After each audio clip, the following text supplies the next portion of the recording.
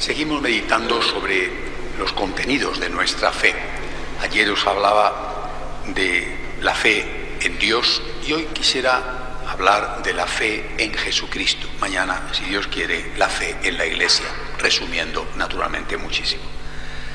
¿Qué podemos decir? ¿Qué tenemos que decir nosotros sobre Jesucristo? ¿Cuál es la fe católica en Jesucristo? Lo dijo el propio Jesús. Él dice de sí mismo que es el camino, la verdad y la vida. Si dice esto él de sí mismo, eso es exactamente lo que nosotros tenemos que decir.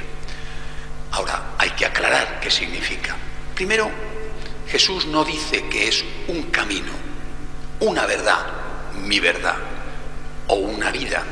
Emplea un artículo que indica exclusividad, el camino. El único camino. Por lo tanto, lo que nosotros que estamos diciendo simplemente con este enunciado es que aquí, en la Iglesia Católica, está la plenitud de la verdad. Esto es una provocación que a muchos les resulta ofensiva y dolorosa. Y no es, desde luego, el intento o el deseo de los católicos provocar a nadie, ni tampoco ponerse por encima de nadie como si nosotros fuéramos más que los demás. Pero sí decimos claramente que la plenitud del camino, y ahora explicaré qué es, de la verdad y de la vida están en la Iglesia Católica y solo en la Iglesia Católica. Es decir, están en Jesucristo y solo en Jesucristo.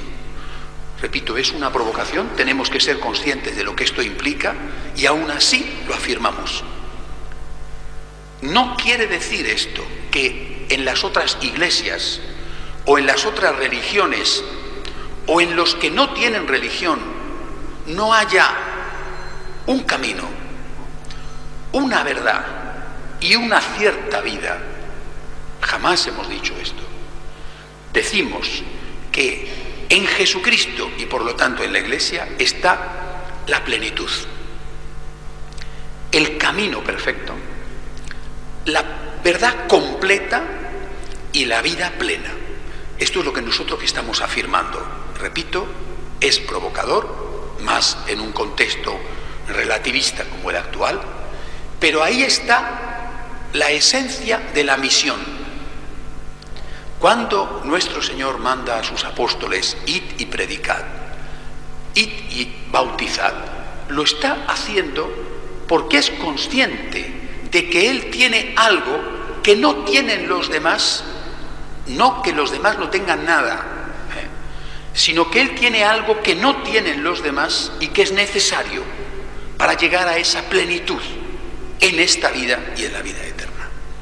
Si esto no fuera así, repito, es la primera idea que quiero daros esta tarde. Si esto no fuera así, la misión no tendría sentido. No habría merecido la pena que llegaran, por ejemplo, San Pablo o Santiago a la Hispania romana a presentar este mensaje, o que el apóstol Tomás se alejara tanto y llegara hasta la India, o que los misioneros españoles evangelizaran con un sacrificio heroico toda América, casi del norte al sur, porque llegamos hasta Canadá, o que tantos misioneros hayan dejado la vida en las condiciones dificilísimas de la evangelización de África. Si te puedes salvar siendo musulmán, siendo protestante o siendo ateo, del mismo modo que siendo católico, algo está fallando aquí. Por lo tanto, repito, lo primero que nosotros decimos al confesar a Jesús es lo que Él dice. Y Él dice que es el camino, la verdad y la vida. Primera afirmación de nuestra fe en Jesús. Aquí está la plenitud. Ayer os decía, podemos conocer a Dios a través de la razón, pero no podemos conocer del todo a Dios a través de la razón. Pero sí lo esencial. Lo mismo que podemos conocer a través de la razón, esa ley natural, ética, que nos da unos principios básicos de moral, pero no podemos conocerlo todo. La razón necesita ser iluminada, complementada por la fe, por la revelación. Pues bien, Cristo es esa revelación, que había empezado ya, aparte de la revelación natural, escrita en ese sentido común, verdadero, sano, que está en el corazón del hombre, había empezado ya con Abraham. Es completada con Jesucristo. Este es un punto fundamental. Y hoy hay que insistir en ello. Aunque moleste mucho, aunque parezca antiecuménico, aunque parezca poco dialogante, tenemos que decirlo sin deseos de ofender y sin ningún átomo de soberbia. Pero tenemos que decir, aquí, en Cristo y por lo tanto en la Iglesia, está la plenitud. La plenitud del camino, la plenitud de la verdad y la plenitud de la vida. Y si no, insisto, no merece la pena la misión, no tiene sentido. Dicho esto, como introducción, basándome simplemente en ese artículo, Él, ¿qué significa que Jesús sea el camino? Cuando nosotros leemos en el libro del Génesis que Dios creó al hombre a su imagen y semejanza, estamos haciendo una definición del hombre. Estamos simplemente con eso estableciendo las bases de una antropología, de una ideología sobre lo que es el hombre, de un pensamiento sobre lo que es el hombre. El hombre es y será, es decir, solo será hombre cuando se parezca a Dios. Por lo tanto, nos interesa mucho saber quién es Dios. Si Dios fuera justiciero, Dios no es justiciero, es justo, que no es lo mismo. Si Dios fuera vengador, si Dios fuera violento, si Dios fuera rencoroso, si Dios fuera machista, si Dios fuera alguien que no tiene capacidad de perdón, el hombre tendría que ser justiciero, rencoroso, machista o feminista o no tener capacidad de perdón. Es muy importante el concepto de Dios, porque el hombre es imagen de Dios. ¿Cómo tenemos que ser? ¿Cómo es Dios? ¿Cómo es Dios?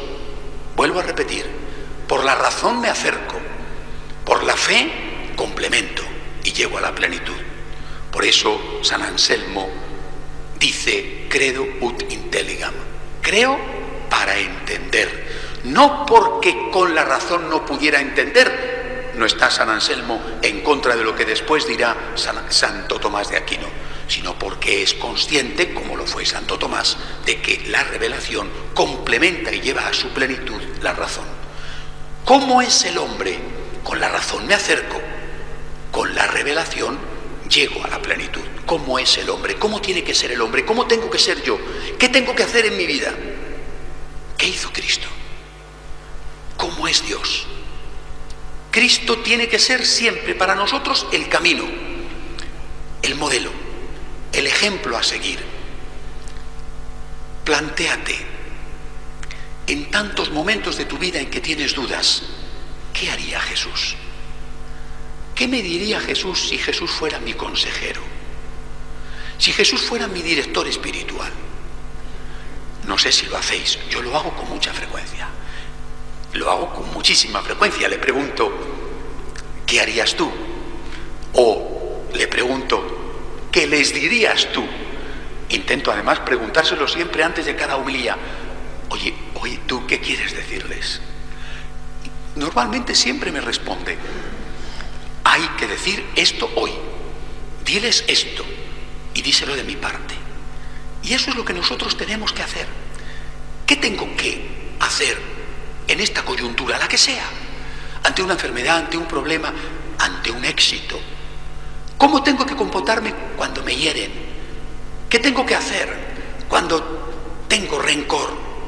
¿Y cuando tengo pereza? ¿Y cuando tengo tentaciones? ¿Qué tengo que hacer cuando me he equivocado? ¿Qué tengo que hacer cuando se ha equivocado otro? Pregúntale a Jesús. ¿Por qué es esto? Porque Jesús es el camino. Vuelvo a repetir, no es un camino, es el camino. Es el Dios hecho hombre. Y por lo tanto es Dios que al hacerse hombre nos muestra aún mucho más claramente en qué consiste el modelo que yo tengo que tener siempre delante de mi mirada para intentar imitarlo. Muchas veces os he dicho que, por supuesto, ese camino que Jesús es, que nos enseña con su vida, se puede resumir en dos cosas, en dos ideas. Cumple los mandamientos de la ley de Dios, los mandamientos de Moisés, o sea, no hagas el mal, y a la vez imítale a él, que lleva a la plenitud a hacer el bien. No hagas el mal y haz el bien. No hagas nunca el mal, porque a ti no te gustaría que lo hicieran contigo. No hagas al otro lo que no te gustaría que te hicieran a ti, y haz el bien posible, todo el bien que puedas. Ahí está resumida, el propio Señor lo dice, la ley y los profetas. Pero eso quizá nos ha faltado a nosotros los católicos, por desgracia, una especie de concretización, de puntualización, unos mandamientos para saber exactamente cómo tenemos que imitar a Cristo. En esto nos llevan ventaja los judíos, aunque nosotros hacemos nuestros estos mandamientos judíos. Y por eso yo, muy arriesgadamente y muy atrevidamente, muy osadamente, hace ya años, establecí 7 puntos, que seguramente podían ser 200, sobre cómo imitar a Jesús. Me los habéis oído muchísimas veces, pero también esta noche quiero repetirlos. ¿Cómo imitar a Jesús? Primero, el Señor era un hombre religioso. Este será siempre el primer punto de nuestra imitación de Cristo, la motivación religiosa. Jesús, en todo lo que hace referencia al Padre. Jesús siempre hace referencia al amor que Él tiene a Dios Padre. Siempre hace referencia a que Él hace las cosas por Dios. Incluso emplea reiteradamente el concepto de obediencia, por obediencia a Dios. Y la obediencia, ya sabéis, es algo que se aplica cuando lo entiendes y cuando no lo entiendes, pero como el resto de las virtudes es más virtud cuando te cuesta y por lo tanto cuando no lo entiendes, como por ejemplo en la cruz, cuando le habla al Padre y le dice: ¿por qué me has abandonado? No entiendo, en este momento. Unas horas antes lo entendía perfectamente y lo enseñaba. En ese momento de su oscurecimiento mental, de su kenosis, él también pierde esa luz que antes derrochaba y que nos iluminó. Tenía que pasar por ese momento para parecerse al máximo a nosotros, en todo menos en el pecado. Por eso lo primero, imitación de Cristo, lo primero, hacer las cosas por Dios. Para nosotros, feligreses de esta parroquia y franciscanos de María, me imagino que a estas alturas, que es algo que ya hacemos espontáneamente muchísimas veces en la vida, cuando es fácil y cuando no lo es. Y si no es así, por favor, lo primero, una y otra vez, al cabo del día, especialmente cuando cuesta: por ti, Jesús, por ti, Señor, por ti, por ti. ¿Cuánta fuerza extraemos de esta sencilla frase? Por ti, por ti. Y por ti será, a veces me fío, otras veces perdono, otras veces doy limosna, otras veces cumplo con mi deber. Por ti, por ti, por ti. Porque esto es Jesucristo. Jesucristo no es un humanista. Jesucristo es un creyente, en el sentido de que Él sabe que Dios existe y hace las cosas por Dios. Nosotros, imitando a Cristo en este primer punto fundamental, el básico, nosotros que estamos pisando la cabeza de esta serpiente de hoy en día, que es este humanismo ateo que quiere quitar del corazón del hombre toda referencia religiosa. Haz las cosas por humanidad, haz las cosas si te salen, y si no te salen, haz las cosas si te apetecen, y si no te apetecen, mantén tu matrimonio mientras vaya bien. ¿Y cuánto dura eso? ¿24 horas? ¿Sobrevivirá a la luna de miel? Haz las cosas solo cuando te lo pida el cuerpo. Esto es la ética rampante y miserable que hoy tenemos como modelo. Nos elevamos sobre este modelo diciendo: quiero hacer las cosas por Cristo, y por lo tanto habrá veces que me lo pida el cuerpo y muchas otras no me lo piden, y sin embargo tengo que hacerlas. Por ti, Jesús, que has muerto en la cruz, por mí, quiero hacer yo esto, aunque ahora me cueste. Y después el resto de los 7 puntos, 6 más. Amor con obras, y con obras sobre todo a aquellos más necesitados. Amor a todos, también a aquellos que no te apetece. Amor que empieza amando, amar el primero.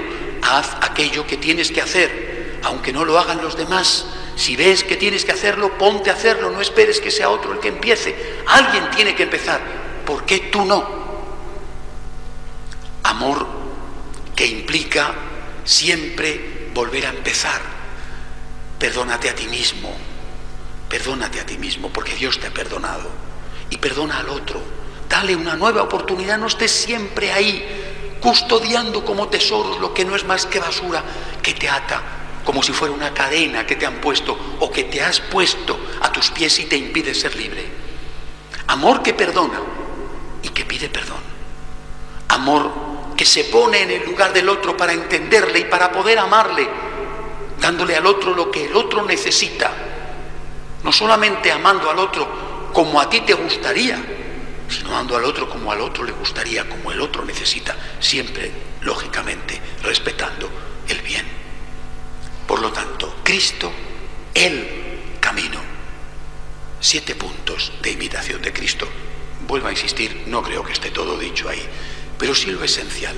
Cuando uno ve la vida de Jesús, este modelo de Dios hecho hombre, te das cuenta de que fue el que se acercaba a la adúltera, al niño, al paralítico, al leproso, el que desde la cruz se convertía en el abogado de sus asesinos, fue el que se retiraba a rezar y pasaba la noche en vela en oración, fue el que se hizo hombre, es decir, se puso en el lugar del hombre, fue el que decía: estos no te han condenado, yo tampoco, pero no peques más.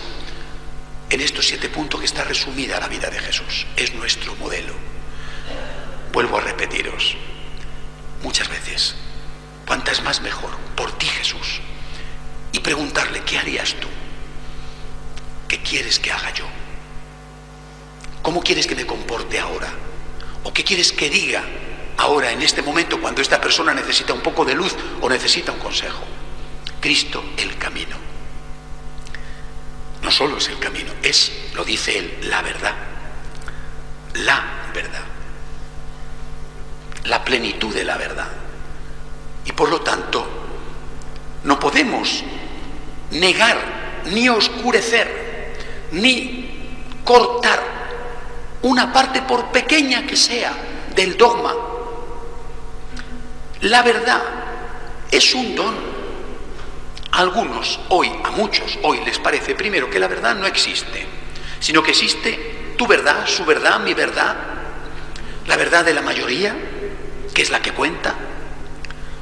Este no es nuestro punto de vista. La verdad existe y se puede alcanzar con la razón y con el apoyo y ayuda de la revelación. La verdad existe, la verdad intelectual, y por supuesto vendrá la verdad moral. Ahora bien, si la verdad existe, no podemos jugar con la verdad. Yo creo que una de las presiones más fuertes que han tenido que soportar los 2 últimos papas, quizá habría que decir los 4 últimos, aunque uno de ellos, Juan Pablo I, estuvo muy poco tiempo en el pontificado, 33 días, ha sido precisamente en torno a la verdad dogmática y la verdad moral. Hay una permanente coacción reclamando que se ceda en esto. Hoy escuchaba una entrevista, que es una más, he estado las que están haciendo las cadenas de televisión en torno al nuevo Papa, y un muchacho decía que le gusta mucho porque está convencido de que va a modernizar la Iglesia. ¿Qué entiende esa persona por modernizar la Iglesia? ¿Entiende que van a usar más los ordenadores? ¿O que vamos a tener mejores medios de comunicación? Seguramente no. Seguramente el periodista no se lo preguntaba, o si se lo preguntó no lo sacaron. Entiende aceptar el sacerdocio femenino, el matrimonio de los curas, el aborto, la eutanasia, el matrimonio de los homosexuales, la adopción por parejas gays de niños. Yo qué sé qué, pues que la misa se haga con Coca-Cola, no sé, no. Eso es lo que la gente entiende por modernizar la Iglesia. Todas las luchas contra Pablo VI, Juan Pablo II, Benedicto XVI, y estoy seguro que también contra el nuevo Papa Francisco, han venido por este camino. Pero es que nosotros no podemos ceder, no podemos comerciar con la verdad, no podemos decir, quitamos este pedacito que hoy es molesto. Este pedacito es molesto ¿para quién? Para este sector, el que sea. El sector que está practicando, por ejemplo, la usura, o más que la usura, en el mundo financiero. Bueno, entonces nosotros esto molesta a estos, ¿no? Pero esto molesta a estos otros, y esto molesta a aquellos. ¿Qué ocurrirá? Y no ocurrirá, pero ¿qué ocurriría si la Iglesia entrara por este camino y cediera a este chantaje? Si la Iglesia quisiera ser popular, moderna, progresista, aplaudida, pues no hace falta ser un profeta, lo tenemos ahí. Iglesia anglicana, Iglesia luterana, la anterior presidenta de la Confederación Luterana Alemana era una lesbiana que vivía públicamente teniendo relaciones con su compañera, aparte de haber aceptado otro montón de cosas. Pero no la pidieron que dimitiera porque fuera lesbiana y vivía con la compañera. No, eso es algo en la Iglesia luterana completamente asumido. La pidieron que dimitiera porque en un control de automovilismo dio unos grados de más de alcoholemia. No, eso es una cosa. No. Es decir, en nuestro mundo hay cosas que no se pueden hacer, en cambio otras sí. Para nosotros está mal, por supuesto, pasarse con el control de alcoholemia, pero también están mal otras cosas. Cuando estas iglesias han cedido, simplemente están en un camino de extinción. Esto es lo que quieren. Y por eso nosotros decimos que Cristo es la verdad, la plenitud de la verdad, y que con esto no vamos a comerciar. No vamos a entrar en el camino de las rebajas éticas o en el camino de las rebajas dogmáticas. No lo vamos a hacer.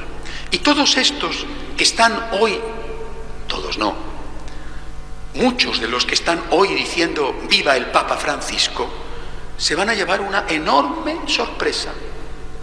Y probablemente, más pronto que tarde, empezarán a decir, nos ha decepcionado, no es lo que parecía, es simplemente un populista, es un demagogo. Lo van a decir ellos. Y lo van a decir porque el Papa es el Papa. Y sabe perfectamente, y lo ha demostrado cuando era arzobispo de Buenos Aires, que no puede comerciar con la verdad.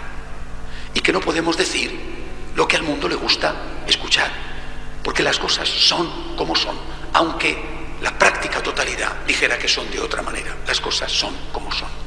Por eso para nosotros la defensa del dogma, la defensa del mensaje ético revelado por Jesucristo es algo intocable. Hemos dado la vida por defender íntegramente ese dogma desde el inicio, contra tiranos, contra emperadores, contra señores de la guerra, y tenemos que estar dispuestos al martirio para mantener esta fidelidad al mensaje dogmático y al mensaje moral de nuestro Señor. Y si tuviera que resumir ese mensaje, diría,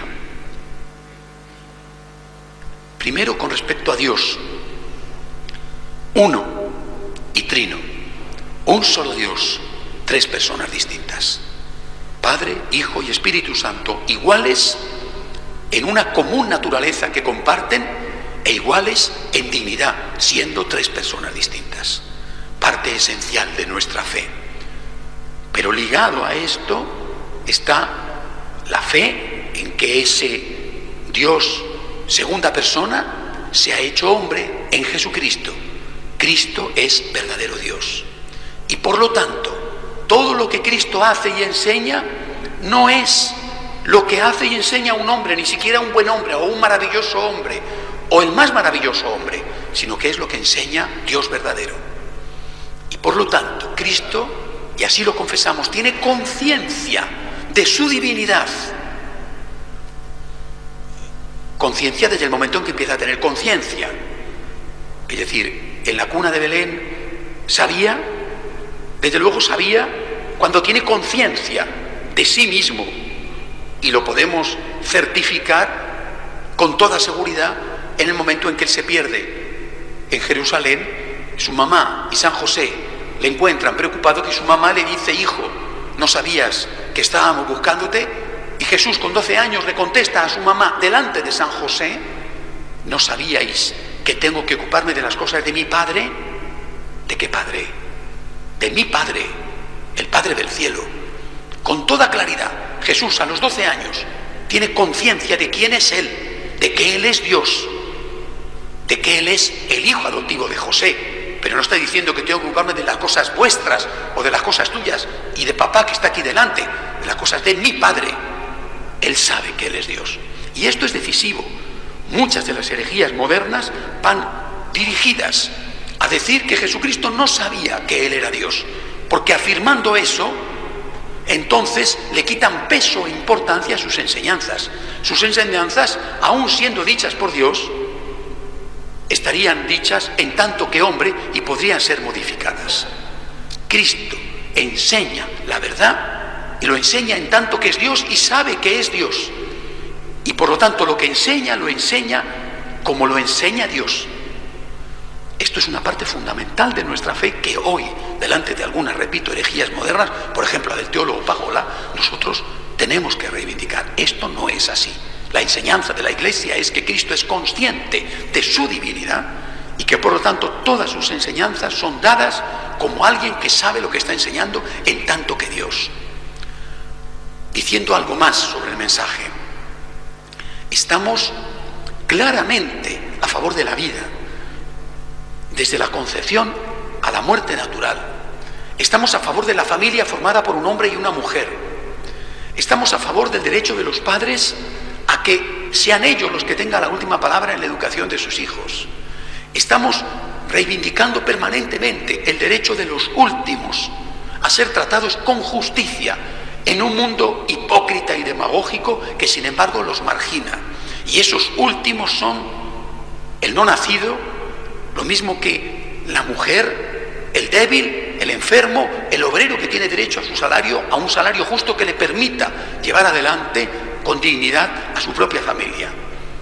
Esto es un elemento fundamental de nuestro dogma y no podemos ni jugar, siquiera ni transaccionar o comerciar con el más pequeño aspecto de estos principios, que son algo básico, repito, por los cuales hemos dado la vida durante 2000 años, delante de unos dictadores o delante de otros. Y con respecto a la moral, ligados de estos principios se desprende el valor sagrado del ser humano, punto fundamental de nuestra fe. El ser humano, por ser criatura de Dios, es persona.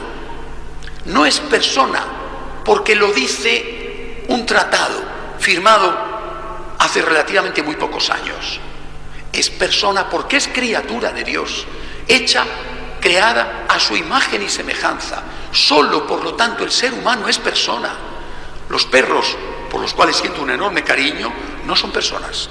No digo con eso que no tengan derechos, no digo que tengan que ser maltratados, en absoluto. Pero no tienen derechos humanos. Los derechos humanos no los conceden los poderosos, no los conceden los parlamentos. Los parlamentos los reconocen. Los derechos humanos son inherentes a la persona humana y estos derechos dependen de esa naturaleza, de haber sido creados a imagen y semejanza de Dios. Este es un principio básico de nuestro pensamiento sobre el ser humano. Es un principio que va a orientar la moral católica. Otro principio básico de la moral católica: el fin no justifica los medios. Este principio lo enseña la Virgen María, teniendo en su vientre ya al niño Jesús, al bebé aún no nacido, cuando bebe era su prima Isabel, y se planta, antes, cuando el ángel le revela, antes de que se produzca la concepción, cuando el ángel le pide permiso, se planta y le dice: ¿cómo será eso? Pues no conozco varón. Para nosotros el fin no justifica los medios, y este, repito, es un principio fundamental en la ética católica. Podría seguir mucho más, pero me parece que el reloj ya me está dando algunas advertencias y me queda un punto. Jesús es el camino, es la verdad y es la vida. Y esta frase, para entender lo que significa la vida, de nuevo repito, no una vida, tendríamos que formularla de otra manera. Jesús es el camino que a través de la verdad nos conduce a la vida. Es decir, la verdad es fundamental para alcanzar la vida, la verdad dogmática y la verdad moral. Sin verdad no hay vida. O dicho de otra forma, hay que darle al prójimo la caridad de la verdad. Si tú le niegas a tu hermano la verdad, le estás haciendo daño. Tendrás que dársela de forma adecuada, en el momento oportuno, y desde luego la verdad no puede ser nunca una espada con la que te dediques a cortar cabezas. Pero la verdad tiene que ser dada con amor, con ternura, con misericordia, con oportunidad, pero tiene que ser dada. El hombre tiene derecho a la caridad de la verdad. Solo a través de la verdad podemos llegar a la vida. Solo cuando conocemos a Dios podemos ser lo que tenemos que ser, y solo siguiendo el camino ético que nos enseña Jesucristo podemos llegar a la felicidad. ¿Cuál es la vida? La felicidad. La vida es la felicidad. Jesús nos dice, por lo tanto, solo a través de mí, y hay que insistir en este adverbio, solo a través de mí y de lo que yo os enseño, dogma y moral, podéis ser felices. Y a través de otros, a través de otros podréis alcanzar cotas de felicidad, pero no la felicidad, no la vida. Ciertamente esas cotas, esos niveles de felicidad, pues son variados, ¿no?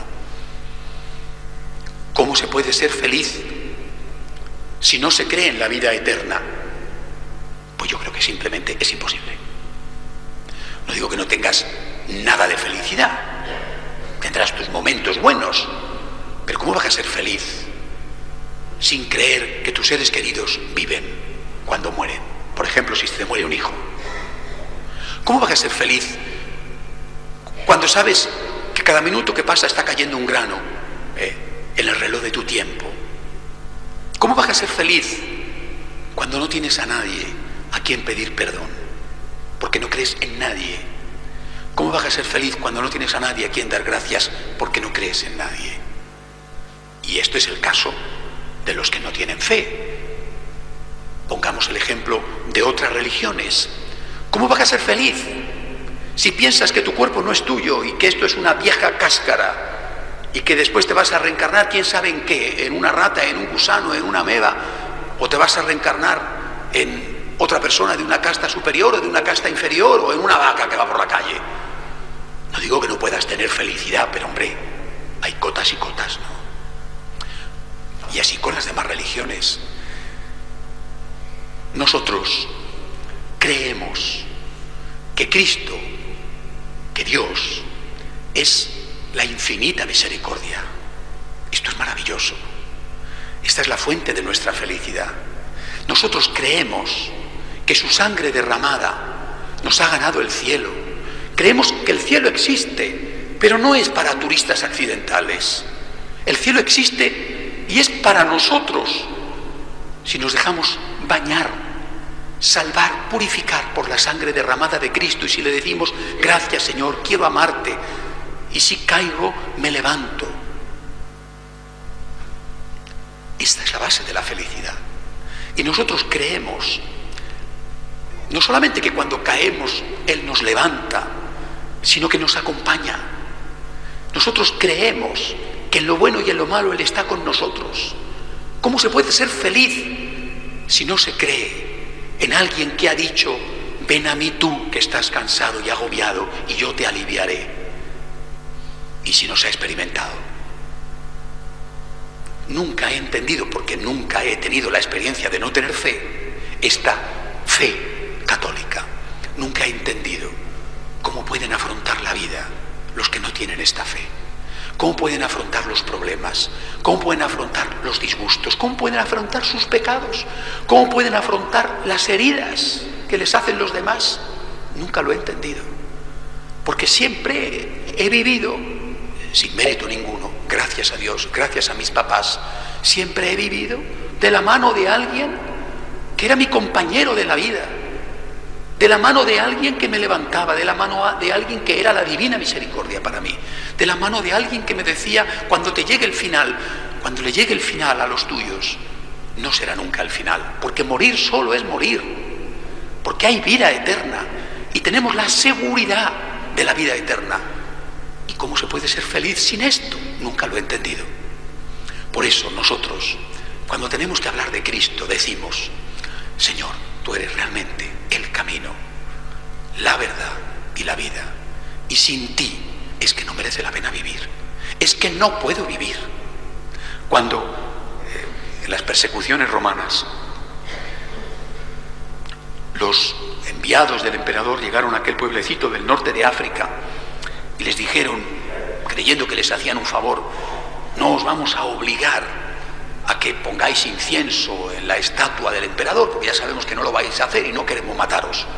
Simplemente os pedimos una cosa, que es fácil, dejad de ir a misa el domingo. Se reunieron los católicos del pueblo de Mitilene y dijeron, matadnos, sin la Eucaristía no podemos vivir. Hace 2000 años, los que nos han precedido han dicho, sin Cristo no puedo vivir. Y nosotros tenemos que decirnos esto a nosotros orgullosamente. Qué suerte tengo, que me he encontrado con Cristo. De niño, más suerte aún. A través de una conversión, bueno, más vale tarde que nunca. Qué suerte tengo, que me he encontrado con la vida, porque sin Él no puedo vivir. Demos gracias a Dios por esto todos los días de nuestra vida.